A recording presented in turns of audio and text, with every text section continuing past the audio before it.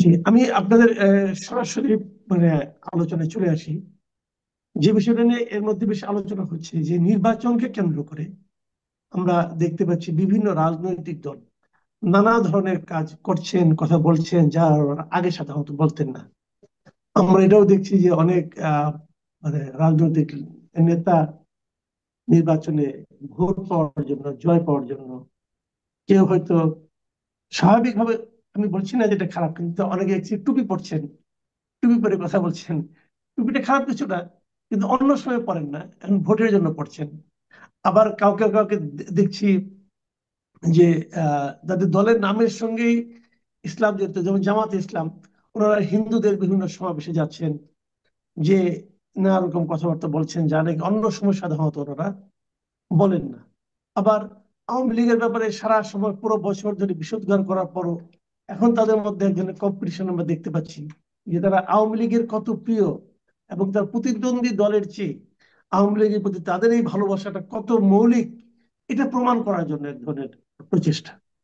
আবার সর্বশেষ দেখলাম যে জামাতের নেতা, যিনি কারামুক্ত নেতা, সদ্য কারামুক্ত নেতা এটিএম আজহারুল ইসলাম, উনি বলতেছেন যে জামায়াতে নাকি স্বাধীনতা এবং মুক্তিযুদ্ধের সপক্ষে শক্তি।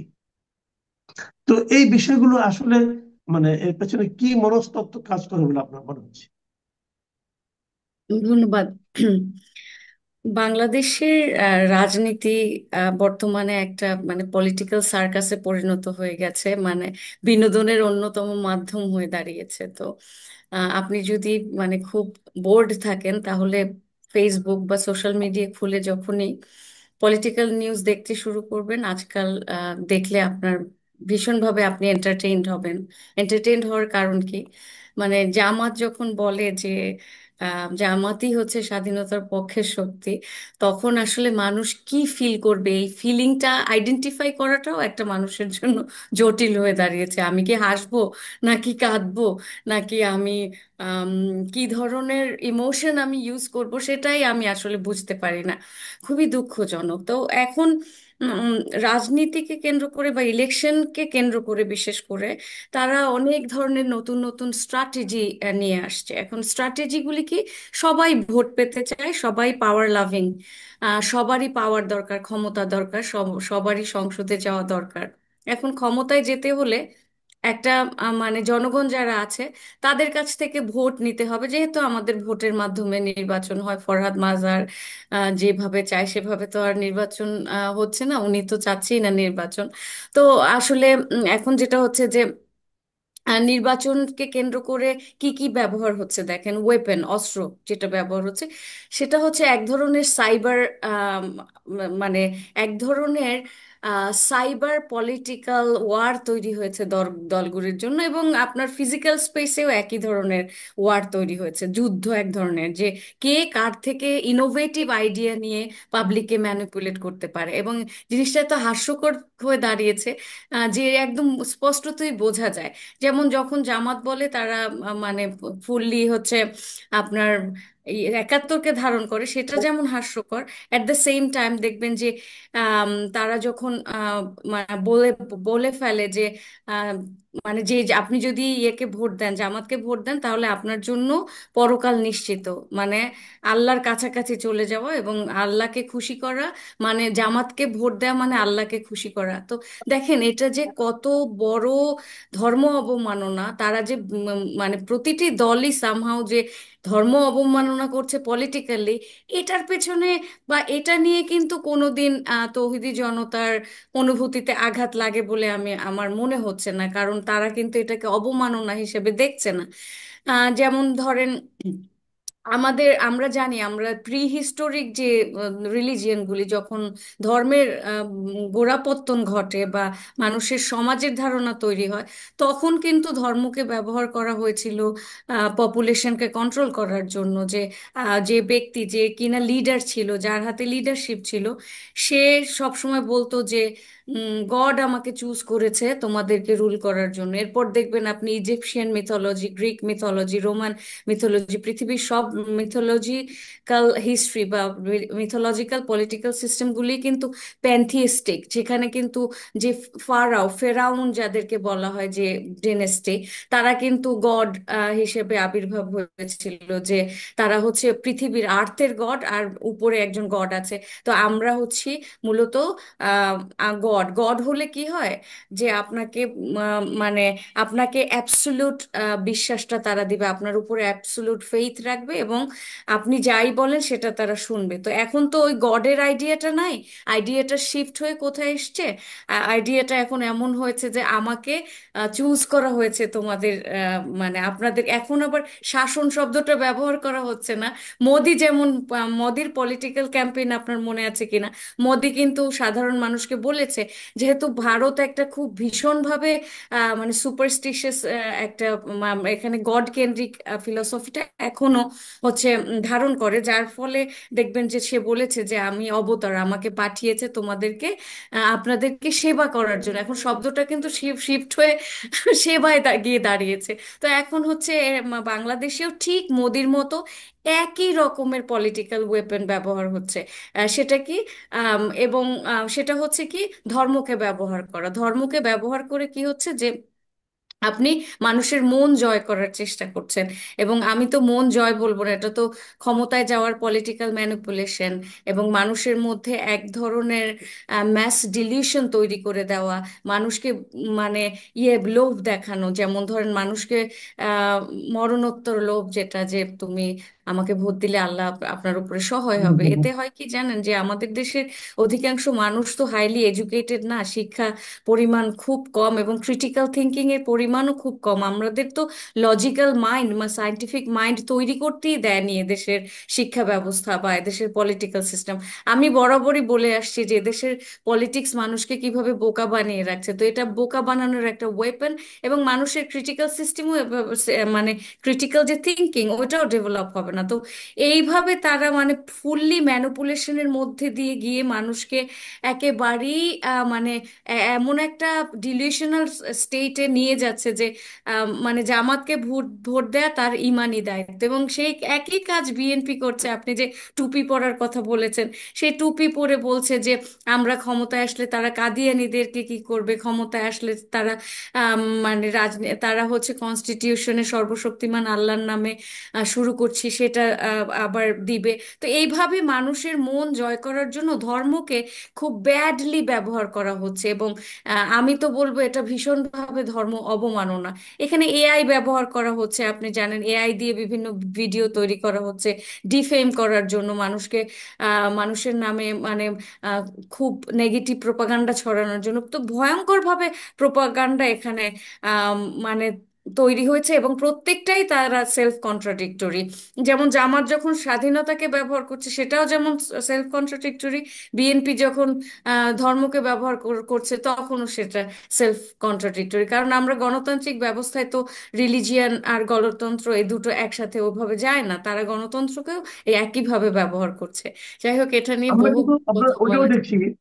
আমরা আরেকটা প্রসঙ্গে একটু আসি। এই ধর্মের এই যে বাড়াবাড়িটা অথবা ধর্ম নিয়ে যে একটা বাণিজ্য বলেন অথবা ধর্ম নিয়ে রাজনীতি বলেন, এর আরেকটা বোধহয় আমরা নমুনা গত কয়েকদিন ধরে দেখতে পেলাম। ওই যে বাউল আবুল সরকারকে নিয়ে, হ্যাঁ, তাকে তার একটা কথাকে নিয়ে নানা রকম আলোচনা হলো এবং তার সমর্থকদের পেটানো হলো, এবং বাউল গান বন্ধ করে দিতে হবে এই ধরনের কথা বলা হচ্ছে। এবং এর মধ্যে কিন্তু এটার পক্ষ বিপক্ষে দ্বারা কিছু দাঁড়িয়ে গেছে, এবং বাউলদের পক্ষে আপনার কেউ কেউ রাস্তায় দাঁড়িয়েছিল বলে তাদেরকে পেটানো হলো। হ্যাঁ, এটাও কিন্তু এখনো, এই রেসটা কিন্তু এখনো রয়ে যাচ্ছে সমাজে আর কি। তবে এক্ষেত্রে অবশ্য আমি পলিটিক্যাল পার্টিগুলিকেও দেখলাম ভূমিকা রাখতে। তো এটা নিয়ে আপনার মূল্যায়নটাকে একটু নিশ্চয় আপনি খেয়াল করেছেন। জি, আমি খেয়াল করেছি ব্যাপারটা ভীষণ মানে দুঃখজনক। যেমন ধরেন একটা সমাজে ডাইভার্সিটি থাকবে, প্লুরালিস্টিক থটস থাকবে, যে আমাদের যে চিন্তা চেতনা, আমাদের যে হুম। আইডিওলজিক্যাল স্ট্যান্ড, সেগুলো কিন্তু বহুত্ববাদী হবে, ডাইভার্সিটি থাকবে। মানুষ যদি সব এক চিন্তার হয়, একই রকম হয়, তাহলে তো আমরা হচ্ছে এক হয়ে যাই, তাহলে তো আর আনন্দ থাকছে না, কি মানে ডাইভার্সিটি থাকছে না, সমাজের কোনো উন্নয়নই থাকছে না। মানুষের চিন্তা ভাবনা যখন বহুমাত্রিক হবে, শুধু তখনই কিন্তু একটা নেশনের উন্নতির পথে যাবে। তো আপনি দেখবেন যে যেগুলিকে আমরা উন্নত রাষ্ট্র বলি, সেই রাষ্ট্রগুলিতে বিভিন্ন ধর্মের বিভিন্ন চিন্তার মানুষ আছে, ধার্মিক, নিধার্মিক, বা বিভিন্ন কমিউনিটির লোকজন মিলে একটা সোসাইটি তৈরি করা হয়েছে, এবং সেই সোসাইটি সাস্টেইনও করছে, তারা খুব ওয়েল পারফর্মও করছে এই সোসাইটিতে, এবং তারা দিন দিন উন্নতি করছে। আর আমরা এমন একটা সোসাইটি তৈরি করতে চাচ্ছি যেখানে কিনা দিন দিন আমরা পেছনে যাচ্ছি, যেখানে আমরা দিন দিন অন্য বিপরীতমুখী যে মত, যে আপনার ভিন্ন মতকে দমন করে আমরা আগাচ্ছি। এটা এক ধরনের পাওয়ার প্র্যাকটিস। এই পাওয়ার প্র্যাকটিসটা কিন্তু আমি বলবো পলিটিক্যাল পার্টি যখন যদি এখন সেটাকে সাপোর্টও দেয়, সেটা হচ্ছে এক ধরনের নির্বাচন কেন্দ্রিক সাপোর্ট, কিন্তু পলিটিক্যাল পার্টিগুলি মূলত এই জিনিসটাকে ক্যাশ করে তাদের পলিটিক্যাল বিজনেসটাকে চালিয়ে গেছে। এবং তাদের জন্য এই জিনিসটা যদি খুব সিরিয়াস কোনো অফেন্স হতো, তাহলে কিন্তু এমন ঘটতো না। এখন এই যে ইন্টারিম গভর্নমেন্ট, যারা কিনা এক ধরনের মবকে বৈধতা দিয়েছে, একটা মবক্রেটিক গভর্নমেন্টে দাঁড়িয়েছে, যে দেশের এখন একমাত্র মানে ইয়ের আপনার প্রতিবাদের ভাষা হচ্ছে মব তৈরি করা। আপনি একটা জিনিস দেখেছেন খুব দুঃখজনক ভাবে, যে আমাদের এক ধরনের অদ্ভুত ভাবে ডিজিটাল মবক্রেসি তৈরি হয়েছে, যে আমাদের আমরা ধরে ধরে যে কাউকে মব তৈরি করে তাকে অ্যাটাক করা হচ্ছে, মারা হচ্ছে। তো আবার এট দ্য সেম টাইম যে কাউকে ডিজিটাল মবরা কি করছে, আপনার সাইবার অ্যাটাক করছে, সাইবার বুলিং করছে, অকথ্য ভাষা হয়ে গেছে এদেশের মানুষের এখন পলিটিক্যাল ওয়েপন। ঢাকা বিশ্ববিদ্যালয়ের একজন শিক্ষক যখন বলে যে আপনি মানে জেন জির ভাষা হচ্ছে এটা, এটা গালি না, এটা খুব স্বাভাবিক, গালি হচ্ছে জেন জির ভাষা, তাহলে আপনি যদি এই জিনিসটাকে বৈধতা দেন এবং এই জিনিসটাকে রোম্যান্টিসাইজ করেন, হ্যাঁ, আম, তাহলে তো আর ওই দেশের উন্নতির কোনো রাস্তা নেই। তাহলে এইগুলি তৈরি করেছে বুদ্ধিভিত্তিক যে সমাজ আছে আর কি, আমাদের দেশের যে ইন্টেলেকচুয়ালস আছে, বুদ্ধিজীবী, শিক্ষক এবং রাজনীতিবিদরা মিলে এমন একটা জায়গা তৈরি করেছে, যে যেখানে কিনা বাউলকে আপনার আক্রমণ করা হয়, কারণ তারা মাজারপন্থী। মাজারপন্থীকে আপনি গ্রহণ করতে পারবেন না। যারা কিনা ধর্ম কর্ম তেমন ভাবে করে না, তাদেরকে আপনি তাদেরকে মারবেন। আপনি হচ্ছে ভিন্ন পোশাক যারা পরে তাদেরকে আপনি অ্যাটাক করবেন। এই যে ভিন্ন পোশাকের কারণে যে অ্যাটাক করে তাকে ফুলের মালা দিয়ে বরণ করা হয়, এটা তো পলিটিক্যালি স্টেজ, মানে পলিটিক্স এইটাকে আসলে সব সময়ই ধীরে ধীরে ধীরে ধীরে আপনার ফুড দিয়ে বড় করেছে। এখন এমন অবস্থা হয়েছে যে কেউই আসলে নিরাপদ না। কে কোত্থেকে কাকে আক্রমণ করবে এটা বোঝাই যায় না, যে কার বিরুদ্ধে কখন মব ফর্ম করে কার বিরুদ্ধে এই ধরনের এক ধরনের মেন্টালিটি, মব মেন্টালিটি তৈরি করে যে অ্যাটাক করবে। তো দেখেন সে বাউল মানুষ, তারা পালা গান গায়। এদেশের দীর্ঘ কাল ধরে এই ধরনের বাহাজ, এই ধরনের পালা গান এগুলি চলে আসছে। তারা বিভিন্ন মানে প্রশ্ন করে, প্রশ্ন করার যে প্রবণতা, সেটা তো আমরা ছোটবেলা থেকে দেখছি। সেটা কবে অ্যাটাকের বিষয় হয়ে গেল, সেটা তো আমরা জানতাম না। আমরা আগে দেখতাম যে মাজারপন্থীরা খুব নির্দ্বিধায় তারা তাদের ওরস করছে, বিভিন্ন ধরনের প্রোগ্রাম করছে। তো এগুলি খুব সাধারণ ব্যাপার। তারা তো বাউলরা দেখবেন, বাউলরা কিন্তু অ্যাটাকিং না। তার ওয়াইফ বলেছে যে আমরা মায়ের খাইতে জানি কিন্তু মায়ের দিতে জানি না। তো জিনিসটা অত্যন্ত দুঃখজনক। আমি রিকোয়েস্ট করব বাংলাদেশের মানুষের প্রতি, চিন্তা কখনো এক ধরনের হয় না, ধর্ম একটা হয় না। মানুষের বিভিন্ন ধরনের চিন্তা, এক একজন এক এক ধরনের আইডিওলজিকে ধারণ করে। এই জিনিসটাকে আমাদের আহ, অবশ্যই গ্রহণ করতে হবে, এর এর আর কোনো উপায় নেই। জি, আমি শেষ প্রসঙ্গটা করতে চাচ্ছি, এই কারণে যদিও একটা পুরোনো ঘটনা, কিন্তু এটা নিয়ে আমি দেখেছি আপনি একটা ফেসবুকে একটা স্ট্যাটাস দিয়েছিলেন। সেটা হলো যে আমাদের এখানে একটা নতুন একটা আমরা ঘটনা দেখেছি যে আহ, নতুন যে পার্টিটা আছে, এই এনসিপি, এনসিপি তারা একজন রিক্সা চালককে একটা জায়গায় মানে ঢাকার একটা আসনে মনোনয়ন দিয়েছে। এটা নিয়ে আপনার একটা মূল্যায়ন ছিল আর কি। তো এটা আমাদেরকে একটু বলবেন, এতে আপনি এটাকে কিভাবে আচ্ছা, দেখেন আসলে? ওয়েল আমি আম, কোনো প্রফেশনকে ছোট করে দেখি না। আমি খুব রেসপেক্ট করি যে কোনো প্রফেশনকে। কারণ হুম, আমি যেহেতু দীর্ঘকাল বিদেশে থেকেছি, আমি যখন স্টুডেন্ট ছিলাম তখন কিন্তু আমি আহ, মানে রেস্টুরেন্টেও জব করেছি, সুতরাং আমার জন্য কোনো জব ছোট না। এটা আমি ডিসক্লাইমার দিয়ে দিচ্ছি। কিন্তু আপনার স্টেট মেকানিজমকে যারা রিপ্রেজেন্ট করবে, যারা সংসদে যাবে, তাদের জন্য বোঝাপড়ার কিছু বিষয়বস্তু আছে। সে কি সংসদের মানে নিয়ম কানুন কতখানি পড়েছে, সে বুঝেছে কিনা, মানে আমাদেরকে যারা রিপ্রেজেন্ট করবে, একটা দেশকে রিপ্রেজেন্ট করবে না, তার যদি আমি একাডেমিক এডুকেশনের কথা বাদই দিলাম। একাডেমিক এডুকেশন তো আরজ আলী মাতুব্বরেরও তেমন ছিল না, কিন্তু তিনি কিন্তু অত্যন্ত মেধাবী একটা মানুষ ছিলেন, তিনি বই লিখেছেন। তো এখন মানে আমি ওই যে প্লেটোর ডেমোক্রেসি নিয়ে যে তিনি ভয় করেছেন, ওই জিনিসটাকে আমি ভীষণভাবে মানে পছন্দ করি। কারণ কি, ডেমোক্রেসিকে একটা নির্ভুল ব্যবস্থা হিসেবে দেখলে চলবে না। ডেমোক্রেসি ওয়ার্ক করে ওইসব রাষ্ট্রে যারা কিনা ক্রিটিক্যালি চিন্তা করতে পারে। যে সমস্ত দেশ হচ্ছে সায়েন্টিফিক ডেভেলপমেন্ট খুব বেশি হয়েছে, যেসব দেশে দেখবেন ওনারা হচ্ছে কিভাবে ডেমোক্রেসিকে ইউজ করতে হয় এটা বোঝে। কিন্তু বাংলাদেশে হচ্ছে কি, ডেমোক্রেসি বলতে বোঝে যে সবাইকে ক্ষমতা দিয়ে দেওয়া।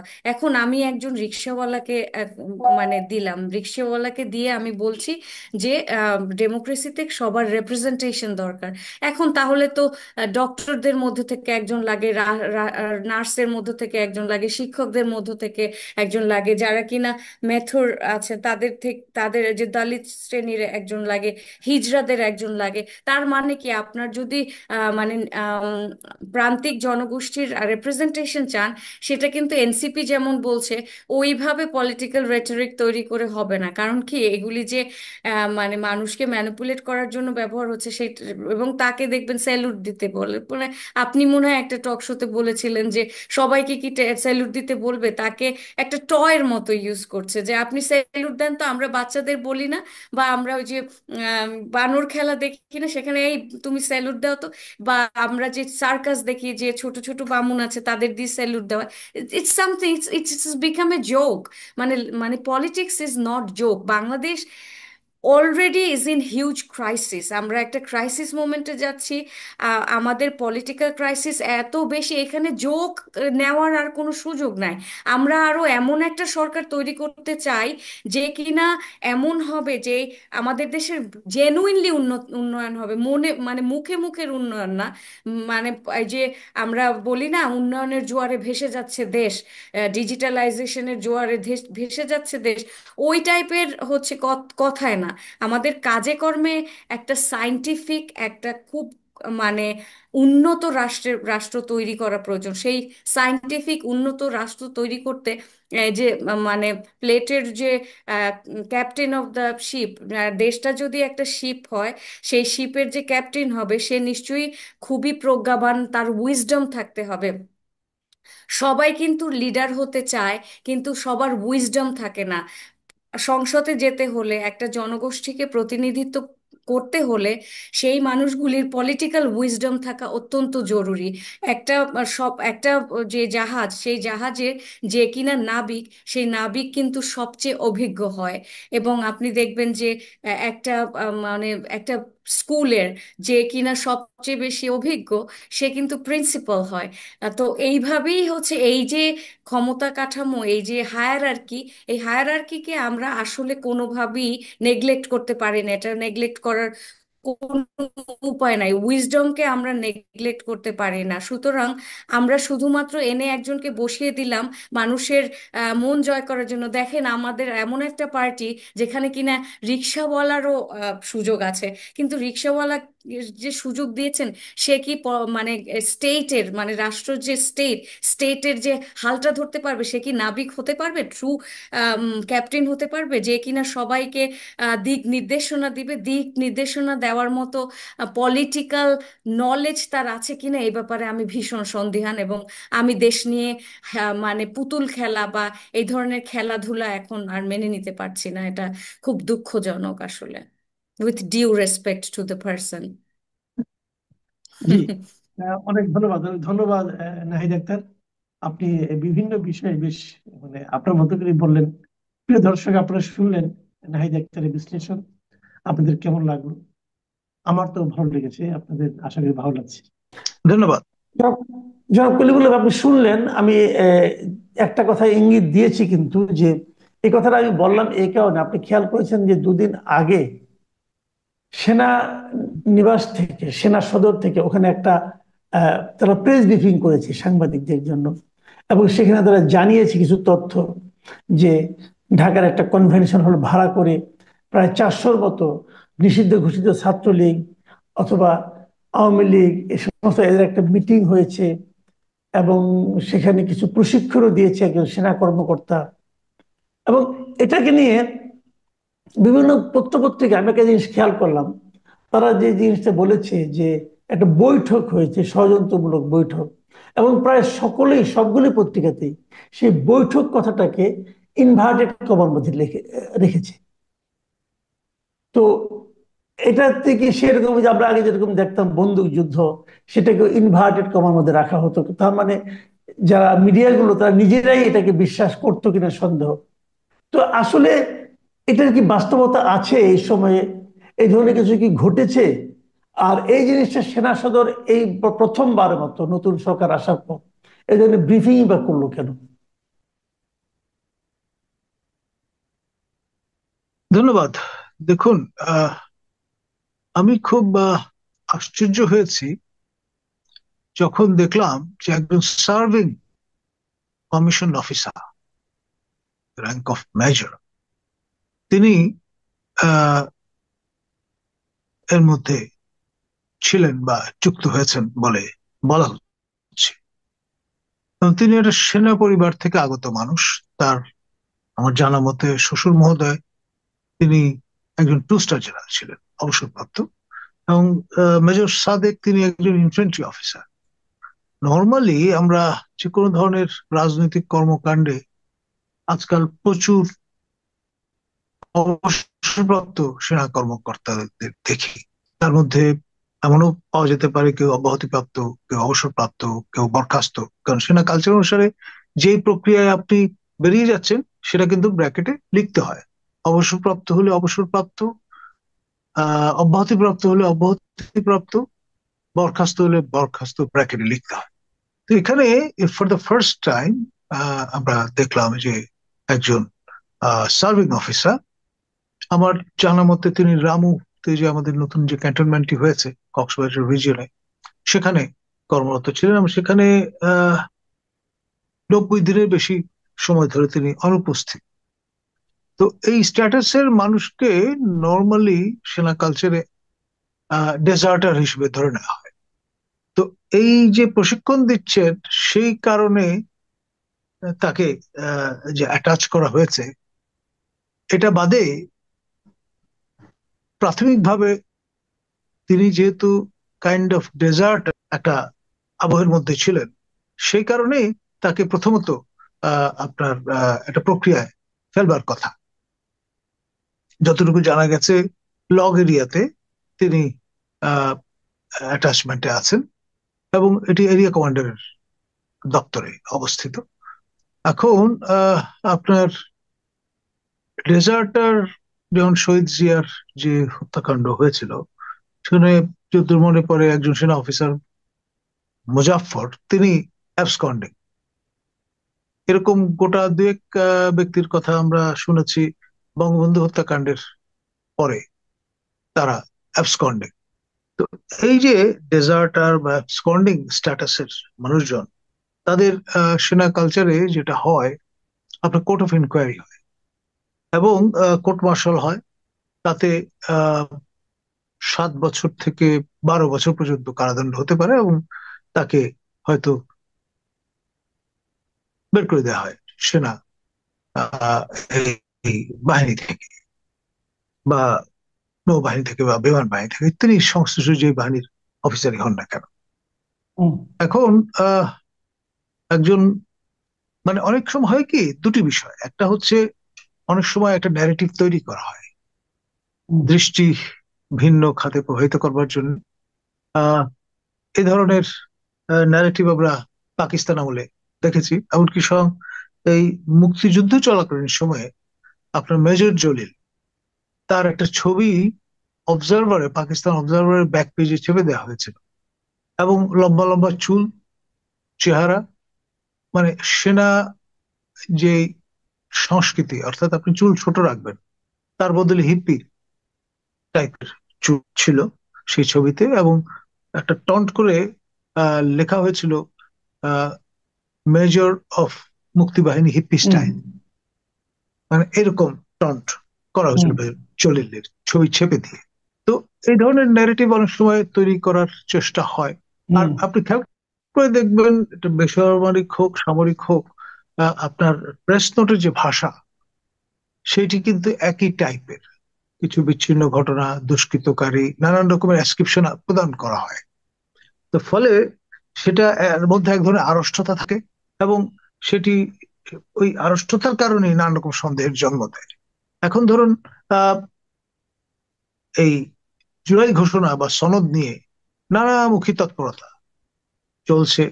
সেই ৩রা জুলাইতে পিনাকি ভট্টাচার্য প্যারিস থেকে মানে যেভাবে কোशिশ করলেন যে ওই দিনই বোধহয় এটি ঘোষণা করা হবে, সেটি 1 মাস পরে আপনার ঠেলতে ঠেলতে এখন এই জায়গায় এসে দাঁড়িয়েছে। এখন এই জুলাই ঘোষণার বিষয়টাকে দৃষ্টির আড়াল করবার জন্য কোনো কোনো মহলের পক্ষ থেকে হয়তো এরকমের একটা ন্যারেটিভ হাজির করার বা কুক আপ করার চেষ্টা থাকলেও থাকতে পারে, এরকম একটা সন্দেহ অনেকের মনে আছে। কিন্তু আমার আমার আমার যে প্রশ্নটা সেটা হলো, এই যে সেনা সদরের থেকে যে প্রেস ব্রিফিংটা করা হলো, সেখানে যে জিনিসটা বলা হলো যে একটা কনভেনশন সেন্টারে তারা মিটিং করেছে এবং সেখানে প্রশিক্ষণ দেওয়া হয়েছে, এগুলো নিয়েও আমার বক্তব্য না, আমার বক্তব্য অন্য জায়গায়। আমার বক্তব্য হলো তারা যে সন্দেহটা করছে যে আওয়ামী লীগের সেই নেতৃবৃন্দ আবার ফিরে আসার চেষ্টা করছে অথবা তাদেরকে ফিরিয়ে আনার জন্য একটা চেষ্টা হচ্ছে। আপনার কি মনে হয় বর্তমানে বাংলাদেশের যে রাজনৈতিক বাস্তবতা, সেখানে কি আওয়ামী লীগের নেতৃবৃন্দের যারা নাকি বিদেশে পালিয়ে গিয়েছে তাদের ফিরে আসার মতো অনুকূল পরিবেশ বিরাজ করছে? দেখুন, এই ধরনের একটা পারসেপশন আপনার যারা ক্ষমতায় আছেন তাদের আছে, এবং সেই চিন্তা থেকে তাদের নিজেদের মধ্যে যখন আলাপ আলোচনা করেন, তারা কেউ কেউ ভাবে যে আগামী 50 বছর এরা মাথা তুলতে পারবে না, কেউ ভাবে ন্যূনতম 10 বছর, মানে তাদের কোনো খানা নেই। কিন্তু এটা তো তাদের পারসেপশন। আর যারা ক্ষমতা হারিয়েছেন তারা তো ডেসপারেট বাঞ্চ অফ পিপল, এবং রাইট। দেয়ালে পিঠ ঠেকা এখন। ভারতে আশ্রয়ে আছেন, ইউরোপে, আমেরিকায়, অস্ট্রেলিয়া, সারা পৃথিবীতে ছড়িয়ে আছেন তারা। এবং এই পরিস্থিতি পরিবেশ আপনার বাংলাদেশের সবচেয়ে পুরনো আরেকটি রাজনৈতিক দল জামাতে ইসলামের সদস্যদের ফেস করতে হয়েছে 71-এ সে স্বাধীনতা যুদ্ধের পরে। আপনার খেয়াল করে দেখেন যে যারা বেঘরে মারা গেছেন, রাজাকার কোট আনকোট, এই তকমা মাথায় নিয়ে, তারা একজন সদস্য, পূর্ণ সদস্য, তারা কিন্তু আপনার প্রাণ হারাননি। হয় নেপাল হয়ে বা মিয়ানমার হয়ে কোনোভাবে তারা দেশের বাইরে চলে গেছেন, অনেকে থিত হয়েছেন ব্রিটেনে, অনেকে মধ্যপ্রাচ্যের বিভিন্ন দেশে। এবং ঠিকই 75-এর পট পরিবর্তনের পর তারা অনেকেই ফিরেছেন, স্বয়ং প্রয়াত অধ্যাপক গোলাম আজম পর্যন্ত। এবং এখানে আপনার যেই অবস্থাটা, যে 72 থেকে 75 এই সময়টায় জামাত মূলত হুইসপার ক্যাম্পেইন পিরিয়ড হিসেবে সেটাকে দেখেছে। পরে ইসলামিক ডেমোক্রেটিক লীগ নাম দিয়ে শুরু করার পরেও পরবর্তীতে যখন আপনার দলের রেজিস্ট্রেশনের সুযোগ আসলো, তারা কিন্তু জামাতে ইসলামী নাম নিয়ে আবার অবতীর্ণ হয়েছেন। তো আওয়ামী লীগকে নিয়ে নানা রকম চিন্তা ভাবনা কিন্তু অনেকের মধ্যে আছে। কেউ কেউ ভাবছেন যে রিফর্মড একটা আওয়ামী লীগ হবে, অনেকে ভাবছিলেন যে দ্রুততম সময়ের মধ্যে আপনার সাবির হোসেন চৌধুরী এবং সাবেক মন্ত্রী পরিকল্পনা মন্ত্রী মান্নান সাহেব যে জামিন পেয়ে গেলেন, নিশ্চয়ই এরকম একটা প্ল্যান আছে যারা ক্ষমতা আছেন তাদের। আবার কেউ কেউ ভাবলেন যে বাংলাদেশের প্রথম প্রধানমন্ত্রী প্রয়াত তাজউদ্দিন আহমেদের তনয় এবং তনয়া, তারা মাননীয় প্রধান উপদেষ্টার সঙ্গে মিথস্ক্রিয়ায় লিপ্ত হয়েছেন, সুতরাং এটা একটা লিওয়ে হতে পারে। আরেকটা বিকল্প। কেউ কেউ আবার মালিক উকিল সাহেব আওয়ামী লীগের প্রেসিডেন্ট ছিলেন একসময়, তার পুত্র খেলান উকিলকে নিয়ে এরকম চিন্তা ভাবনা করেছেন। তো ফলে এই নানামুখী চিন্তা ভাবনা বাজারে বিদ্যমান। এটাগুলো এক ধরনের রিফর্মড আওয়ামী লীগ তৈরির চেষ্টার চিন্তা। কিন্তু এর পাশাপাশি আবার ওই যে নর্মালি যেটা হয় যখন অন দ্য রান থাকে একটা দলের একেবারে পেটানো নেতাকর্মী সমর্থকরা শীতনিদ্রায় প্রবেশ করে এবং পরবর্তীতে যার নেতৃত্বে যার তাদের আস্থা, তিনি যদি আপনার কোন রকমের অনুপ্রেরণা যোগান, তখন কিন্তু তারা ঘুরে দাঁড়ানোর চেষ্টা করে। এবং আওয়ামী লীগের ক্ষেত্রে বিষয়টা কিন্তু তাই দাঁড়াচ্ছে এখন। গোপালগঞ্জ হচ্ছে আই ওপেনার। আপনার সরকারি সূত্র অনুসারে 5 জন মৃত্যুবরণ করেছেন, অসমর্থিত সূত্র অনুসারে প্রায় 50 জন প্রাণ হারিয়েছেন। তো যে পরিমাণ রেজিস্ট্যান্স ফেস করতে হয়েছে একেবারে well trend world class Bangladesh সেনাবাহিনীর সদস্যদের আত্মরক্ষার্থে কোট আনকোট লাইভ অ্যামুনিশন ব্যবহার করতে হয়েছে। তা না হলে এখানে এক মিনিট যাদের আপনাকে একটু প্রোটেকশন তারা থামাচ্ছি, দিচ্ছিলেন, এই একটু যে থামাচ্ছি আপনাকে আমি, যে কালকে কিন্তু ব্রিফিং এ যিনি কথা বলেছেন ব্রিগেডিয়ার সাহেব, তিনি কিন্তু কথা গুরুত্ব দিয়ে বলেছেন যে গোপালগঞ্জে কোনো ধরনের প্রাণঘাতী অস্ত্র ব্যবহার করা হয়নি। তাহলে তারা মারা গেল কিভাবে? দেখুন, মানে ওই যে আমি বললাম না যে মানে এ ধরনের ন্যারেটিভ নানান রকম আড়ষ্টতা থাকে। এখন আহ, এখানে যে ব্যাপারটি লক্ষণীয় সেটি হচ্ছে আপনার এই যে এনসিপির শীর্ষ নেতৃবৃন্দ, তাদের জীবন সংশয় একটা অবস্থা। সেই জন্য সাজোয়া জানের মধ্যে মানে এপিসির মধ্যে আশ্রয় নেওয়ার পরেও সে আশঙ্কাটা থেকে গেছিল যে তারা মুভ করতে পারবেন না। সেই পরিস্থিতিতে আত্মরক্ষার অফিসিয়াল যে স্টেটমেন্টটা সেটা ব্যবহার করা হয়েছে এবং সেই জন্য লাইভ অ্যামুনিশন ব্যবহার করা হয়েছে। এখন কোন ধরনের অস্ত্র তারা ব্যবহার করেছেন, 7.62 রাইফেল না অন্য কিছু, সেটাতে আমি যাচ্ছি না। কিন্তু এন্ড রেজাল্ট হচ্ছে মানুষ মৃত্যুবরণ করেছে। প্রতিটি মানুষের স্বাভাবিক মৃত্যুর অধিকার আছে, পৃথিবীর যেই দেশের নাগরিক আপনি হন না কেন, বাংলাদেশ তো বটেই। এখন গোপালগঞ্জের যে রেজিস্ট্যান্স, এটি কিন্তু ঘুরে দাঁড়ানোর বার্তা প্রদান করেছে ঠিকই, র্যাঙ্ক এন্ড ফাইল সেই পার্সপেক্টিভ। এবং এই যে পুরুষ শূন্য হয়ে যাওয়া একটা জনপদ, এটা তো খুব ভালো বার্তা বহন করে না। ফলে অনুমান করেই নেওয়া হয় যে পুরুষ শূন্য আপনার জনপদে নারীরা নিগৃহীত হবেন, সেই সুযোগটা তস্কররা নিয়ে নিতে পারে। তো সেটি কিন্তু খুব বেশি দিন আগের ঘটনা নয়। তারপরেই আমরা দেখতে পাচ্ছি এই বিষয়টা। ফলে ব্যাপারটা দাঁড়াচ্ছে সেটি হচ্ছে আপনার এখানে মনে রাখতে হবে আরেকটা বিষয়। জুলাই হচ্ছে আপনার এই তরুণ তুর্কি নেতাদের আর এবং তাদের অনুবর্তী যারা তাদের, আর অগাস্ট হচ্ছে আওয়ামী লীগ এবং তার অঙ্গ সংগঠনগুলো। এবং শোকাবহ অগাস্ট মাস, সেটি কিন্তু তারা রিচুয়ালি অবজার্ভ করা শুরু করেন 1 অগাস্ট থেকে। এখন এই সময় স্লোগানটা থাকে একটা এইরকম যে শোককে শক্তিতে পরিণত করতে হবে।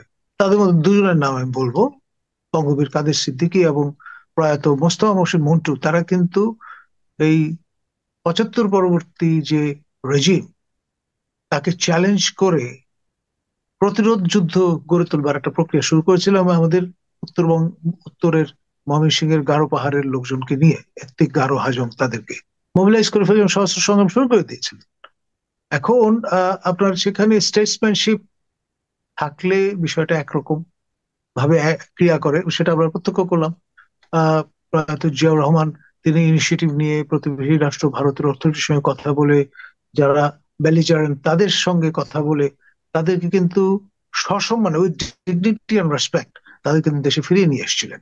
এবং সেই কারণে একটা ইনসার্জেন্সি থেকে বাংলাদেশ এই বিপদ থেকে বেঁচে গিয়েছিল। এখন আমাদের যারা এখন দায়িত্বে আছেন তাদের কি সেই স্টেটসম্যানশিপ আছে? আমি তো এই প্রশ্নটা তুলবো।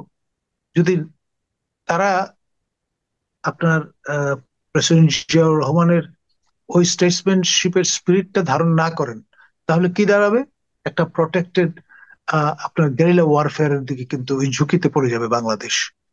আপনার যে ইলেকটোরেট, যে সাইজ আওয়ামী লীগের 14 দলের এবং জাতীয় পার্টির, আপনি তাদেরকে ইগনোর করতে পারেন না। Almost 50% of the population. এখন গেরিলা ওয়ারফেয়ার কন্ডাক্ট করার জন্য মাস সাপোর্ট ইজ নেসেসারি, এবং সেটি প্রদান করবার পর্যাপ্ত আপনার উপকরণ কিন্তু মাঠে আছে। এক ধরনের ফ্রাস্ট্রেশন কাজ করছে, মানুষের প্রত্যাশা ছিল গগনচুম্বী, সেখান থেকে সে ড্যাশড হয়ে মর্তে নেমে এসছে। এখন সবাই কাউন্টডাউন যে কবে যাবেন প্রফেসর ইউনূস প্যারিসে ফিরে, সেই চিন্তাটা অনেকের মাথায় ঘুরপাক খাচ্ছে।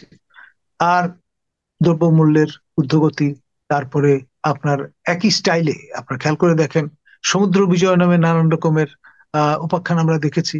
মিয়ানমারও উদযাপন করছে সমুদ্র বিজয়ের আপনার উৎসব, বাংলাদেশও করছে একসঙ্গে। তো একমাত্র যৌন ক্রিয়া ছাড়া আর কোথাও কিন্তু উভয় পক্ষ একত্রে উইন উইন সিচুয়েশনে যেতে পারেন না, এটা বায়োলজিক্যাল সায়েন্স বলে। তো ফলে এখানে এই যে কাণ্ডটা হয়েছে, এই ট্রাম্প মহোদয়ের যে শুল্ক, সেটি নিয়েও কিন্তু একটা বাহাদুরি করবার চেষ্টা, যে 20%-এ নামিয়ে আনা হয়েছে। এখন অ্যাট হোয়াট কস্ট? আগের 15% তো আছে, প্লাস 35, তো বেশ বেশ তাই ছিল। সঙ্গে অন টপ অফ দ্যাট যেটা লুকিয়ে আছে, 25টা বোয়িং কেনার এই বিল তো আমাদের ফুট করতে হবে। তারপরে রাইট। আপনার নানান রকমের কায়দায় আপনি কিন্তু আমাদের সার্বভৌমত্ব চিরতরে সংকুচিত করে ফেললেন। At what cost? এখন রেজিমের স্থায়িত্ব বাড়াতে হবে যে কোনো মূল্যে, মার্কিনীদের বিরাগ ভাজন হওয়া যাবে না। সেই কারণে আপনি এইরকমের একটা নন ডিসক্লোজার ক্লজেও স্বাক্ষর করে বসেছেন, অ্যাকসেপ্ট করে নিয়েছেন। ফলে এইসব বিষয় কিন্তু নানান রকমের প্রশ্নবোধক বড় বড় চিহ্ন দেখা দিয়েছে সরকারের লেজিটিমেসি নিয়ে, সরকারের স্থায়িত্ব নিয়ে, সরকারের কন্টিনিউটি নিয়ে, সরকারের পপুলারিটি নিয়ে। এই যে পটভূমি, এটা কাজে লাগিয়ে যারা ক্ষমতা হারিয়েছেন তারা কিন্তু ইতিমধ্যে ঘুরে দাঁড়িয়েছেন, আমি বলবো। আন্ডারএস্টিমেট করার কোনো সুযোগ নেই। এবং যদি স্টেটসম্যানশিপের পরিচয় আমাদের বর্তমান ক্ষমতাসীনরা দিতে না পারেন, আমার মনে হয় একটা প্রোটেক্টেড গেরিলা ওয়ারফেয়ারের ঝুঁকির মধ্যে আমরা পড়ে যাব। এখন যারা ধরেন কলার উঁচু করে হাঁটছেন, নানান রকমের বয়ান দিচ্ছেন, কারণ হঠাৎ করে যদি একটা দুটো কালভার্ট ওরা শুরু করে, আইডির ব্যবহার বেড়ে যায়, লোকজন মারা যাওয়া শুরু হয়, নাশকতা, পুরনো কথা যেটা আপনার পচা শামুকে পা কাটা যায়, সেটা যদি রিয়েল হয়ে দাঁড়ায়, তখন কি হবে? আপনি কয়জনকে ধরবেন, কয়জনকে ট্রিট তাহলে করবেন? আর যত দমন পীড়ন করবেন তত কিন্তু রেজিস্ট্যান্স বাড়বে। আর বাঙালির স্বভাব যেটা, আপনার প্রত্যেকটা বাঙালি মানুষের মনে একটা দ্রোহের এলিমেন্ট লুকিয়ে আছে, অ্যান্টি এস্টাবলিশমেন্ট চেতনা আছে। আপনি আমলা ফয়লাদের দিয়ে দেশ চালানোর যে চেষ্টাটা করছেন আপনার ম্যান্ডেট না নিয়ে, সেই প্রশ্নগুলো সবাই কিন্তু তখন তোলা শুরু করবেন। জি, অনেক ধন্যবাদ। আর জামাতে ইসলামীর সবচেয়ে বড় যে ব্যাপারটা, শক্তিটা, জি, সেটা আমি বলে নেই। 71-এ তাদের একজন লোক কিন্তু মৃত্যুবরণ করেননি, যারা পূর্ণ সদস্য। তারা ঠিকই দে কুড ইভেড, বেঘরে মারা পড়েছে কিন্তু মুসলিম লীগ, নেজাম ইসলামী মতো পার্টির লোকজন। এবং তারা ঠিকই ঝামেলা দেখলে কিন্তু তারা তো আসলে লং টার্ম পলিটিক্স এর এজেন্ডা নিয়ে আছেন, মানুষের জি, হৃদয় জয় করবার এজেন্ডা নিয়ে আছেন। তারা কিন্তু কনফ্রন্টেশনে যাবেন না। তখন কিন্তু বেঘরে এনসিপি যারা তরুণ বয়সের নারী পুরুষ, তাদের কিন্তু ঝামেলায় পড়তে হবে, এবং in terms of number out numbered হয়ে যাবে। মানে আওয়ামী লীগের 14 দলের এবং আপনার এই জাতীয় পার্টির যারা নেতা কর্মী সংখ্যায় ইগনোরেবল না। জি, অনেক ধন্যবাদ জনাব কলিমুল্লাহ। আপনি আসলে প্রতিবারই এমন এমন কিছু কথাবার্তা বলেন যেগুলো আমাদের দর্শকদের মধ্যে নতুন চিন্তার জন্ম দেয়। আজকেও পেলাম আপনি একটা প্রোটেক্টেড গেরিলা যুদ্ধের আশঙ্কা দেখছেন। তো এটা হবে আমি এমন মনে করি না, কিন্তু মাথায় রাখা ভালো? আমাদের প্রধান উপদেষ্টা ডক্টর মোহাম্মদ ইউনূস সাহেবের যিনি প্রেস সচিব রয়েছেন, জনাব শফিকুল আলম, তার একটি ফেসবুক স্ট্যাটাস, সেটি নিয়ে এখন বাংলাদেশ রীতিমতো তোলপাড় হচ্ছে। তিনি সেই যে তার যে জগৎ বিখ্যাত ফেসবুক স্ট্যাটাস, সেখানে তিনি উল্লেখ করেছেন যে কামালকে দিয়ে শুরু হবে এবং পরবর্তীতে একে একে এটা চলমান থাকবে। তো এটা হলো জাস্ট একটা ইন্ডিকেশন, যার অর্থ দাঁড়ায় যে ভারতে এই মুহূর্তে মানে সাবেক স্বরাষ্ট্র মন্ত্রী জনাব আসাদুজ্জামান খান কামাল, তিনি ভারতে আছেন হয়তো বন্দী হিসাবে অথবা ভারত সরকারের হেফাজতে। এবং ডক্টর মোহাম্মদ ইউনূস সরকারের সঙ্গে ভারতের একটা লেনাদেনা হচ্ছে, সমঝোতা হচ্ছে, এবং সেই সমঝোতার প্রেক্ষিতে যে ভারত বাংলাদেশ পারস্পরিক বন্দি বিনিময় চুক্তি আছে, সেই চুক্তির অধীন বাংলাদেশের নিকট জনাব আসাদুজ্জামান খান কামালকে প্রত্যার্পণ করা হচ্ছে। এই ব্যাপারে তিনি খুবই আশাবাদী, এটাই ব্যক্ত করেছেন।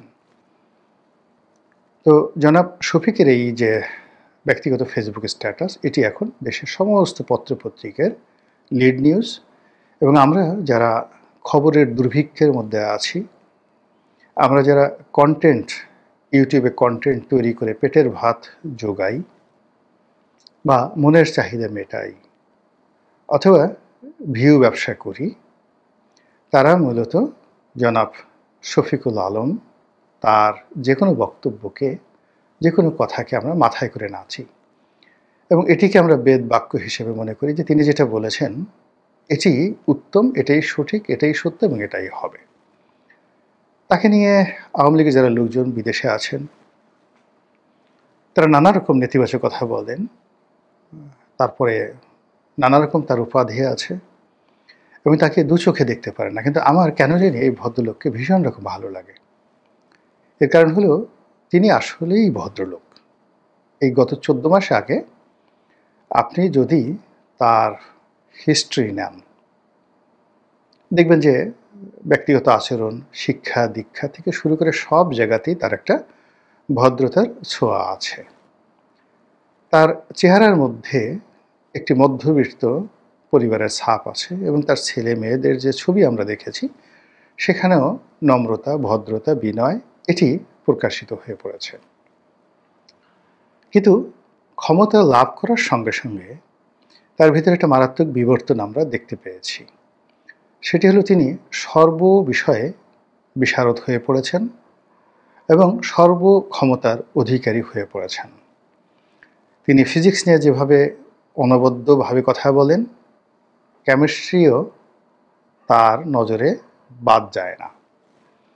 তিনি যেভাবে অঙ্ক নিয়ে কথা বলেন, জ্যামিতি নিয়ে তিনি রীতিমতো বিশ্ববিদ্যালয়ে থিসিস করার মতো অবস্থায় পৌঁছে গেছেন। ইতিহাসে তার পারঙ্গমতা অসাধারণ। আবার আইন বিজ্ঞান, যেটিকে বলা হয় জুরিসপ্রুডেন্স, সেখানেও তিনি কম যান না। আবার যদি আপনি ধর্মতত্ত্ব বলেন, থিওলজি, তিনি বাংলাদেশে যারা ধর্ম বিশারদ রয়েছেন, মোরলের সবার মুরব্বী হিসাবেই আবির্ভূত হয়েছেন এবং তার আচার আচরণে অনেকটা কিং মেকার হিসেবে একটা মানুষের যে একটা মানচিত্র থাকে, ওনাকে দেখলেই মনে হবে যে তিনি আসলে ক্ষমতাধর একজন কিং মেকার, রাজা বানানোর মেশিন, মন্ত্রী এমপি বানানোর মেশিন। এবং আমাদের এই বাংলায় এই মুহূর্তে তার চেয়ে আকর্ষণীয় পুরুষ, তার চেয়ে ক্ষমতাধর পুরুষ এবং তার চেয়ে প্রভাবশালী পুরুষ দ্বিতীয় জন নেই। ইচ্ছাই হোক, অনিচ্ছাই হোক, বিরক্তিতে হোক, প্রেম মুগ্ধতায় হোক, আপনাকে ঘুরে ফিরে জনাব শফিকের কাছে যেতেই হবে। তিনি যেই মুহূর্তে ক্ষমতায় বসেছেন, তিনি তার পদ ভুলে গিয়েছেন, তিনি তার বয়স ভুলে গিয়েছেন। তিনি স্থানকাল পাত্র নিয়ে অত মাথায় ঘামান না। তার যখন ইচ্ছা হয় তিনি এনসিপি নাহিদ ইসলামকে ভবিষ্যৎ প্রধানমন্ত্রী বানিয়ে ফেলেন। তিনি যখন আওয়ামী লীগ নিয়ে কথা বলেন, শেখ হাসিনাকে নিয়ে কথা বলেন, কিংবা কোনো দেশের রাজনৈতিক শীর্ষ নেতৃবৃন্দ, বিশেষ করে আওয়ামী লীগ, জাতীয় পার্টি এবং তার সঙ্গে যারা সহযোগী ছিলেন, তারা সেটা জনাব হাসানুল হক ইনু হন, কিংবা রাশেদ খান মেনন হন, কিংবা শেখ হাসিনা হন, এটা কোনো বিষয় নয়। তিনি তাদের সবাইকে অপরাধী হিসেবে ট্রিট করেন এবং তাদেরকে অনেকটা, যাকে বলা হয় ছোট ভাই, ছোট বোন, এরকমভাবে কথাবার্তা বলেন। যেমন হাসিনা, ইনু, কামাল, জামাল, রাম, শাম, রনি, ফনি, এরকম। কিন্তু আমরা যেমন একজন মানুষকে সে যত খারাপই হোক না কেন, তার পদ, মর্যাদা এবং তার বয়সকে সম্মান করে জনাব বলি, তিনি বলি, আপনি বলি, উনি বলি, এই বিষয়টির ঊর্ধ্বে উঠে গেছেন জনাব শফিক। এটাকে বলা হয় সিদ্ধি লাভ করা। তো মানুষ যখন সিদ্ধি লাভ করেন, অলৌকিকত্ব পান, ভবিষ্যৎ দেখতে পান এবং অনেক অজানা বিষয়গুলো তিনি জানতে পারেন, তখন দুনিয়ার সবাইকে তার মনে হয় যেন তার সন্তান। ভানুর একটা বিখ্যাত কৌতুক আমরা শুনেছিলাম ছোটকালে। সেটি হলো যে একজন এরকম লোক, তিনি সিদ্ধি লাভ করেছেন। তো সিদ্ধি লাভ করে তিনি সেই ধর্মগুরু হয়ে বসে আছেন। তার জন্মদাতা পিতা সেখানে গিয়েছেন এবং তিনি নাচিনার ভান করে সেই পিতার নাম ধরে বললেন, আরে কেমন আছিস তুই? পিতা তো ভীষণ অবাক। তো তিনি একটু রাগ হতে চাইলেন, কিন্তু সেই যে গুরু বাবা, সিদ্ধি বাবা, তিনি বললেন যে দেখো, আমি সিদ্ধি লাভ করেছি, এখন এই দুনিয়ার সবাই আমার সন্তানের মতো।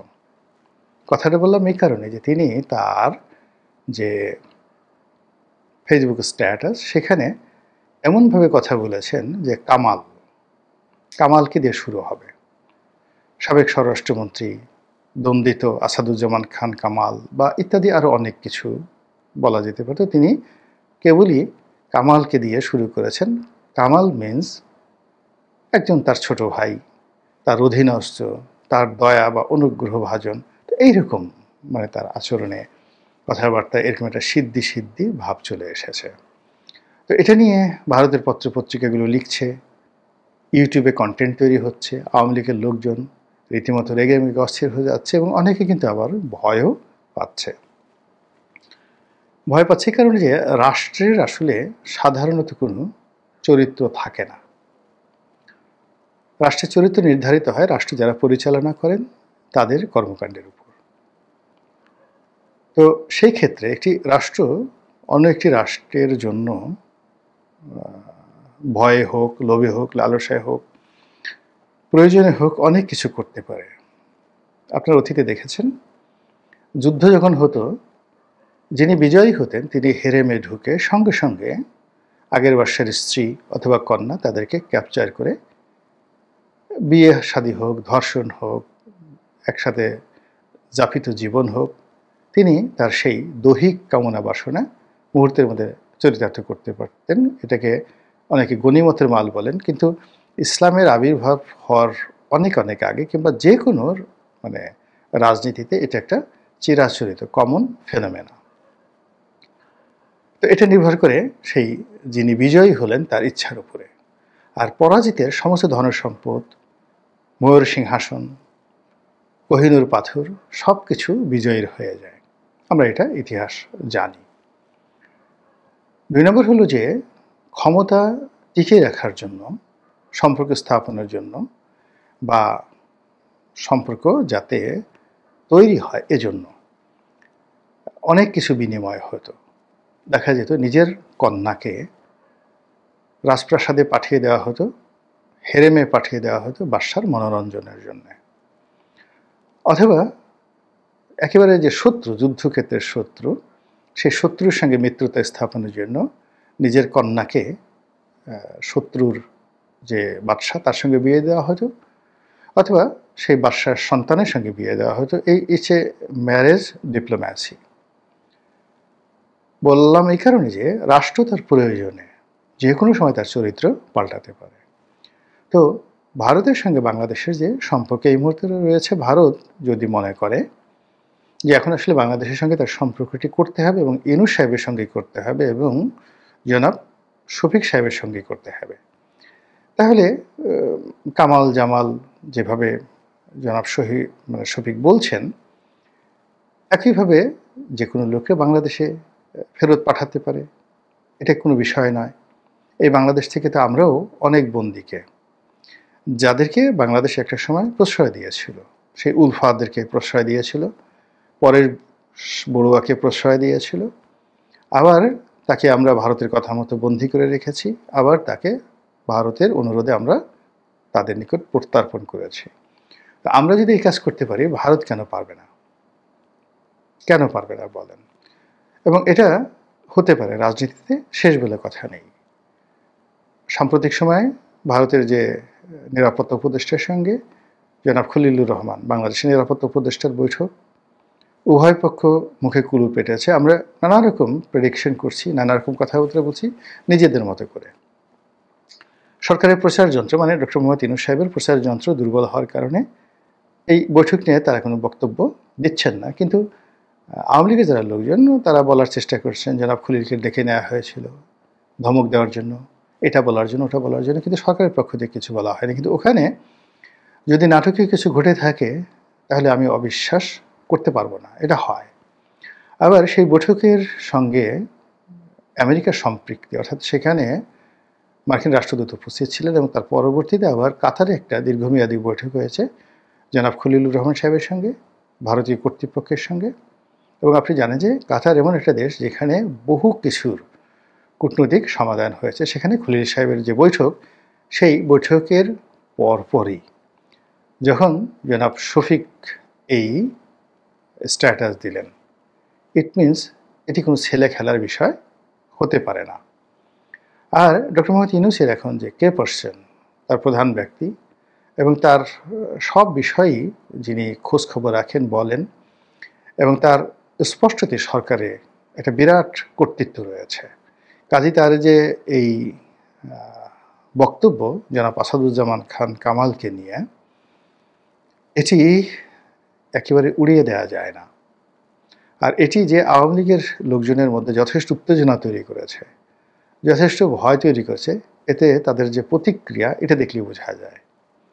এবং তারা যখন সান্ত্বনা খোঁজার চেষ্টা করছেন যে এটা হবে না, ভারত এটা করতে পারে না, ভারত এটা করবে না, কংগ্রেস, বিজেপি, মমতা ব্যানার্জি, তারা সবাই, সিপিএম, ভারতের কমিউনিস্ট পার্টি অফ ইন্ডিয়া, তো তারা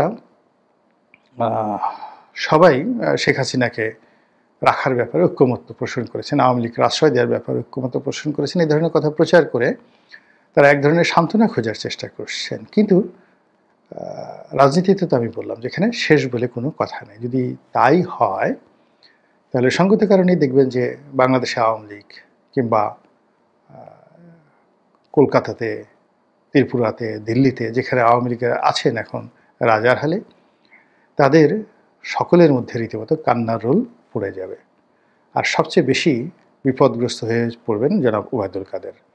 তার হার্টের অবস্থা এমনিতেই ভালো নন, অনেক আগের থেকে তিনি বেশ কয়েকবার চিকিৎসা নিয়েছিলেন, একেবারে মৃত্যুর দরজা থেকে তিনি ফিরে এসেছেন। সিঙ্গাপুরে তার যে অবস্থা হয়েছিল, ফলে সত্যিই যদি জনাব আসাদুজ্জামান খান কামাল সাহেবকে বাংলাদেশে পাঠানো হয়, এবং তাকে যেদিনই পাঠানো হবে দেখা যাবে খুব দ্রুত যদি তার ফাঁসির রায়টি কার্যকর করা হয়, যেভাবে কাদের মোল্লাকে ফাঁসি দেওয়া হয়েছে, যেভাবে মীর কাসিম সাহেবকে ফাঁসি দেওয়া হয়েছে, তো এই ফাঁসিগুলো আওয়ামী লীগ যেভাবে দিয়েছে, বা এই বিচার যেভাবে আওয়ামী লীগ করেছে, দীর্ঘসূত্রিতার আশ্রয় নিয়েছে, সেখানে বর্তমান যে বিচার, এটা আওয়ামী লীগের বিচারের চাইতে 100 ভাগ না, 1000 ভাগ নয়, 1 লক্ষ গুণ ট্রান্সপারেন্ট। বিকজ এখানে যা কিছু বক্তব্য হচ্ছে সবই মিডিয়াতে দেখানো হচ্ছে, বলতে পারেন মিডিয়া ট্রায়াল। এটা খুব দ্রুত গতিতে হচ্ছে, এত দ্রুত গতিতে হচ্ছে যেটা কল্পনাই করা যায় না। আর এই বিচারকে সমালোচনা করার মতো এই মুহূর্তে বাংলাদেশে কোনো শক্তি নাই, আন্তর্জাতিক অঙ্গনেও কোনো শক্তি নাই। জামাতের বিরুদ্ধে যখন বিচার করা হচ্ছিল তখন আন্তর্জাতিক অঙ্গন থেকে শুরু করে বহু রাষ্ট্র, পাকিস্তান, আমেরিকা, তুরস্ক থেকে শুরু করে আরও অনেক রাষ্ট্র সরাসরি এই বিষয়ে নাক গলিয়েছে। কিন্তু এখন যে আইসিটি বিচার হচ্ছে এই ব্যাপারে কোনো রাষ্ট্র সরাসরি নাক গলাচ্ছে না। 2-4টে এনজিও, আন্তর্জাতিক মানবাধিকার সংস্থা, তারা বক্তব্য দিচ্ছে মিনমিন করে। তো কাজেই এই যে আমরা যতই এই আইসিটি, বর্তমান আইসিটি, সেটাকে নিয়ে তুচ্ছ এবং তাচ্ছিল্য করছি, মনে হচ্ছে যে আগ্নেয়গিরির উপরে শুয়ে আপনি দ্বিধা আসছে চোখ বুজে ঘুমাচ্ছেন যে কখনো এখান থেকে অগ্নুৎপাত হবে না, কিন্তু ইতিমধ্যে মৃত্যুদণ্ড কিন্তু হয়ে গেছে। কাজেই যদি এখানে কাউকে হঠাৎ করে মানে শুলে চড়িয়ে দেওয়া হয়, ফাঁসিতে লটকিয়ে দেওয়া হয়, আর বিনিময়ে যদি বিলিয়ন বিলিয়ন ডলারের রাষ্ট্রীয় অর্থনীতির স্বার্থ থাকে এবং ব্যক্তিগত সফলতা ব্যর্থতার বিষয় থাকে, তাহলে রাষ্ট্রীয় শক্তি কেন এই নেগোসিয়েশন করবে না? কাজে আমি যে কথাগুলো বললাম ইতিবাচক নেতিবাচক না হয়ে জাস্ট একটা বিশ্লেষণ। এখানে যারা ভয় পাওয়ার তারা ভয় পাবেন, যারা আশাবাদী হওয়ার তারা আশাবাদী হবেন, অথবা যারা এটাকে শুনতে চাইবেন না যে বোকাস শফিক সাহেব যা কিছু বলেন এটা একটা ভোকাজ বিষয়, সেটা তাদের একান্ত ব্যক্তিগত ব্যাপার। মহান আল্লাহ আমাদের সবাইকে হেদায়েত দান করুন। দর্শক, খুবই গুরুত্বপূর্ণ একটি খবর বা ইঙ্গিত বলতে পারেন, যেটি প্রধান উপদেষ্টার প্রেস সচিব শফিকুল আলম নিজে দায়িত্ব নিয়ে তার ফেসবুক পোস্টে বলেছেন। কি বলেছেন? বলেছেন যে সাবেক স্বরাষ্ট্রমন্ত্রী করবে, এটা তার প্রত্যাশা। হঠাৎ করে এই প্রত্যাশাটা কেন? নিশ্চয়ই ইঙ্গিত আছে যে ঠিক আছে, এমন হইতে পারে যে আসিফুজ্জামান খান কামালকে প্রথমে পাঠাবে, তারপরে শেখ হাসিনাকে পাঠাবে, তারপর পর্যায়ক্রমে যাদের বিরুদ্ধেই মানে দণ্ড হবে, যেমন ওবায়দুল কাদের আছে, আরো অনেকে আছে, তাদেরকে ফেরত পাঠানো হবে। আরেকটা হইতে পারে যে ভারত হয়তো নেগোসিয়েশন করেছে বাংলাদেশের সাথে যে ঠিক আছে শেখ হাসিনা থাকুক, এটার সাথে যেহেতু ভারতের একটা মানে আবেগ ভালোবাসা সম্পর্ক আছে সেই 1971 সাল থেকে, সুতরাং এটাকে বাদ দাও, এটা চুপচাপ থাকবে, বাকি যারা তাদেরকে নিয়ে যাও। যেমন আসিফুজ্জামান খান কামাল, ওবায়দুল কাদের সহ বাকি যারা থাকে তাদের উপরে তো আর কমিটমেন্ট নেই। আর এটা থাকলেও বিপদ, কারণ ভবিষ্যতে যখন নাকি ভারতের অপরাধীরা দলে দলে এইভাবে পালায় বাংলাদেশে আসবে, বাংলাদেশ তখন যদি ফেরত না দেয় তখন ভারতও আর চাইতে পারবে না। তো সুতরাং এটা শেখ হাসিনার সঙ্গে আওয়ামী লীগের বাকি যারা দণ্ডিত থাকবে তাদেরকে বিচ্ছিন্ন করা হবে, এরকম কোনো আলোচনা কি হয়েছে কিনা? কারণ আমরা জানতে পারতাম যদি খলিলুর রহমান যদি মুখ খুলতেন কি আলোচনা হলো অজিত দোভালের সাথে, সেটা যদি খোলাসা করতেন তাহলে বোঝা যেত। কারণ এটার একটা ফয়সলা হইতে হবে, কারণ এটা ফয়সলা না হলে যেটা হবে ভারত বেকায়দায় থাকবে, বাংলাদেশও বেকায়দায় থাকবে, দুই দেশই বেকায়দায় থাকবে। কারণ এটা তো একটা পলিটিক্যাল সিদ্ধান্ত হয়ে গেল যে গণহত্যার বিচার হবে, তাদের বিরুদ্ধে মৃত্যুদণ্ড হবে অথবা যাবজ্জীবন কারাদণ্ড হবে, আর সেই আসামিগুলো সব ভারতে অবস্থান করে থাকবে, নিরাপদে থাকবে, তাহলে বাংলাদেশের সাথে সম্পর্ক ভালো হবে না, এটা ভারত বোঝে। এই কারণে তারা হয়তো একটা মাঝামাঝি লাইন নিতে চাচ্ছে যে না ঠিক আছে, তারা কোনো অপরাধীদেরকে আশ্রয় দেবে না। এমন হইতে পারে যে আরো সম্পর্ক উন্নয়নের স্বার্থে শেখ হাসিনাকে হয়তো আরেকটা তৃতীয় দেশে তারা ট্রান্সফার করতে পারে, মানে চলে যেতে বলতে পারে বা ব্যবস্থা করে দিতে পারে। কিন্তু বাকিদের বেলায় তারা ওই প্রত্যর্পণ যে চুক্তি আছে সেই চুক্তিটাকে সমুন্নত রাখতে চায়।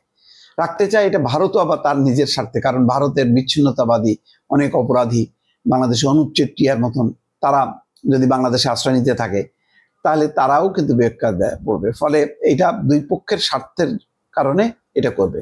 আর ভারত তো তার মানে শেখ হাসিনার প্রতি একটা অবস্থান রাখবে, তার মানে এই না পুরো আওয়ামী লীগের প্রতি রাখবে, আওয়ামী লীগের সকল নেতাদের প্রতি কমিটমেন্ট রাখবে না। ওটা রাখতে গেলে তাহলে আর ভারতের সাথে সম্পর্ক জোড়া হবে না।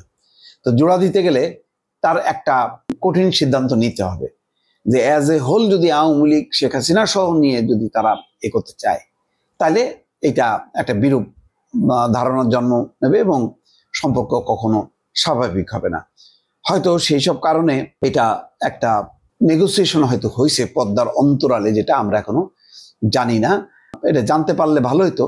আর এটাও ঠিক যে কূটনৈতিক আলাপ আলোচনার সবকিছু ইমপ্লিমেন্ট হওয়ার আগে জানানোটাও রীতি না। কিন্তু শফিকুল আলমের এই বক্তব্য থেকে ইঙ্গিত পাওয়া যায় যে কিছু একটা হয়েছে। একটা মানে দেখবেন যে এখন কিন্তু শেখ হাসিনা খুব বেশি আর এই দণ্ডের পরে এটা একেবারে ভয়ঙ্কর একটা খারাপ অন্যায় করছে এটা মিলে যে মানে ঘন্টায় ঘন্টায় যে বিভিন্ন জনের সঙ্গে যে আলাপ আলোচনাগুলো করা, জুম মিটিং করা, বক্তব্য দেয়া, ভাষণ দেয়া, সেই কাজগুলো কিন্তু হচ্ছে না। তার মানে ভারতও বুঝতে পারছে যে শেখ হাসিনা যত মুখ খুলবে সম্পর্কে তত অবনতি ঘটতে থাকবে। সুতরাং এমনিতেই তার দণ্ড, এমনিতেই চুক্তি অনুযায়ী তাকে ফেরত দেওয়া হচ্ছে না, তার মধ্যে যদি সে বলতে থাকে এটা ভারত বেকায়দায় পড়বে। ভারত তার নিজের স্বার্থে শুধু এইটুকু করবে, হয়তো শেখ হাসিনাকে প্রোটেকশন দেওয়ার চেষ্টা করবে, কিন্তু বাকিদের বেলায় করবে না। তো এইটা হলে যেটা হবে, ভারতে অবস্থান করা আওয়ামী লীগের নেতাকর্মীদের মধ্যে একটা আতঙ্ক ছড়ায় যাবে। তখন তারা মনে করবে যে ভারতও তাদের জন্য নিরাপদ না। তখন ভারত থেকে তারা অন্য দেশে পালানোর চেষ্টা করবে। হয়তো তেমন একটা পরিস্থিতি তৈরি হচ্ছে। কথা এটা মির্জা ফখরুল ইসলাম আলমগীর এই কথা বলেছেন। যদিও মানে বাংলাদেশের বাস্তবতা হলো এই, যারা লুটেরা তারা আবার যদি মানে বিচরণ না করতে পারে, তাদের এই কারখানাগুলো যদি পরিচালনা না করতে পারে, এগুলো আসলে সেইভাবে পরিচালিত হয় না, উদ্যোক্তা ছাড়া পরিচালিত হয় না। এটা হলো বাস্তবতা। তারপরও এটা একটা ভালো কথা বলছেন মির্জা ফখরুল ইসলাম আলমগীর, সেটা হলো যেহেতু কারখানাগুলো উৎপাদন করে তার সাথে রুটি রুজির সম্পর্ক বহু মানুষের, শ্রমিক কর্মচারীদের, এবং এটা উৎপাদনের সহায়ক, কর্মসংস্থানের জন্য সহায়ক, রপ্তানিতে সহায়ক। সুতরাং কারখানাগুলো ধ্বংস হোক এটা কারোরই কাম্য না, বরং কারখানাগুলো প্রয়োজনে বাজেয়াপ্ত করে অ্যাকোয়ার করে যদি অন্য কোনো মালিকরা মানে চালায়, সেইটা যদি করা যায়। আছে বিএনপি জামাত সমর্থিত ব্যবসায়ীদের যারা নিরাপদ, এরা এখন চলে গেছে ঘরে। এমন অভিযোগ আছে যে কোন কোন সেই লুটেরা সরকারের ঘনিষ্ঠ কাউকে কাউকে হাত করেছে এবং তাদেরকে দায়িত্ব দিয়েছে এবং তাদের লুটের সম্পদটা রক্ষা হচ্ছে। এইটা আবার যাচাই করা দরকার। যদি জনগণের টাকা লুটপাট করে কোনো প্রতিষ্ঠান করা হয়, তাহলে অবশ্যই সেগুলো সরকারের আয়ত্তে নিয়ে আসা উচিত। আয়ত্তে আনা মানে হলো সেগুলি বন্ধ করে দিয়ে আনা, সেগুলো যাতে চালু থাকে। তো বিষয়গুলো খুবই জটিল, একটার সাথে আর একটা সম্পর্কযুক্ত। লুটেরা, পাচারকারীরা, এই ধরনের দুর্বৃত্ত, তাদের ব্যবসা প্রতিষ্ঠান, কারখানা কিভাবে চালু করা যায়, আমার ধারণা যে এগুলি নিয়ে একটা গবেষণা করা দরকার। এগুলো নিয়ে যারা ব্যবসায়ী, শিল্পপতি, অর্থনীতিবিদ সম্মিলিত একটা তাদের একটা ঐক্যবদ্ধ একীভূত একটা সিদ্ধান্ত নিয়ে অ্যাকশন নেওয়া উচিত। কিন্তু এই কারখানাগুলো চালু থাকার নামে, প্রতিষ্ঠানগুলোর আড়ালে যাতে আবার ওই লুটেরা, পাচারকারীরা যাতে আবার সেভ না হয়, এই বিষয়টা আমি বললাম। খুব জটিল, এটা খুব সহজ না। মির্জা ফখরুল ইসলাম আলমগীর তার রাজনৈতিক বয়ানটা দিয়েছেন, সেটা হচ্ছে হয়তো মানুষের স্বার্থে, মানে যাতে নাই। জিনিসটা শুনতে খুব ভালো লাগে, সম্মিলিত ইসলামী ব্যাংক, মানে ইসলামী নামে যতগুলি ব্যাংক আছে সেগুলিকে সম্মিলিত ইসলামী ব্যাংক, ভালো। কিন্তু এটা এক্সিকিউট করা, এটা সফল করা এবং সত্যিকার অর্থে এটা যে আগের যে ধস সেটা কাটিয়ে সেটা সামনে যাওয়াটা কিন্তু খুব কঠিন। আজকে অর্থ উপদেষ্টা অথবা বাংলাদেশ ব্যাংকের গভর্নরের একটা বক্তব্য দেখলাম, যেই ধরনের লুটপাট হয়েছে, যে পরিস্থিতি, তাতে প্রতিষ্ঠানগুলো মানে আবার স্বাভাবিক অবস্থায় নিয়ে আসতে 10 বছর পর্যন্ত সময় লাগতে পারে। তাহলে চিন্তা করছেন, আমরা আসলে রাতারাতি যাই চিন্তা করি না কেন, বিষয়টা তো সোজা না। এই যে মির্জা ফখরুল ইসলাম আলমগীর বললেন যে যারা লুট করেছেন তাদের ধরেন কারখানা চালু থাকুক, এটা চালুটা করবে কে? চালু করার মতন সেই লোক থাকতে হবে। ভ্যাকসিন